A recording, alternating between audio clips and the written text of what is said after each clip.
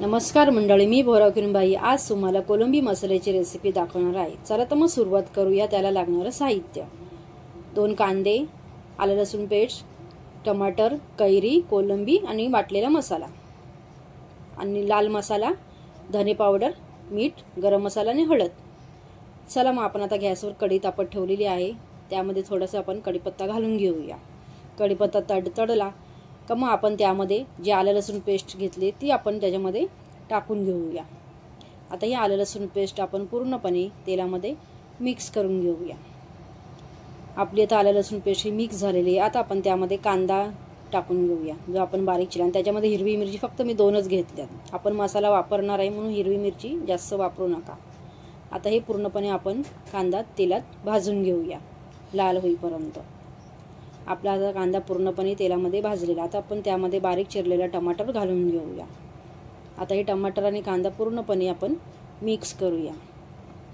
कांदा पण टमाटर पूर्ण नरम झाला पाहिजे तोपर्यंत आपण मिक्स करायचं। आपला मिक्स झालेला आहे व्यवस्थित। आता आपण त्यामध्ये जे मसाले आहेत ते घालून घेऊया।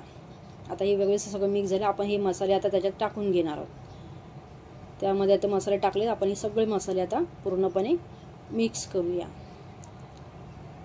आता आपले व्यवस्थित सगळे मसाले मिक्स झालेले आहेत। आता आपण त्यामध्ये आपला जो वाटलेला मसाला आहे, कांदा खोबऱ्याचा मसाला, तो आपण त्याच्यामध्ये घालून घेतलेला आहे। तो आता कांदा खोबऱ्याचा मसाला आपण मिक्स केलाय पूर्ण। खाली मसाला लागू नये म्हणून आपण थोडंसं त्याच्यामध्ये पाणी घालायचं। आता पाणी घातल्याने बऱ्यापैकी आपली ही ग्रेव्ही आता तयार झालेली आहे। व्यवस्थित आपला हा मसाला भाजलेला आहे। आता आपण यामध्ये कोलंबी टाकून घेऊया। आता ही पूर्णपणे आपण मसाल्यामध्ये मिक्स करून घेऊया। व्यवस्थित मिक्स करून घ्यायची सगळी।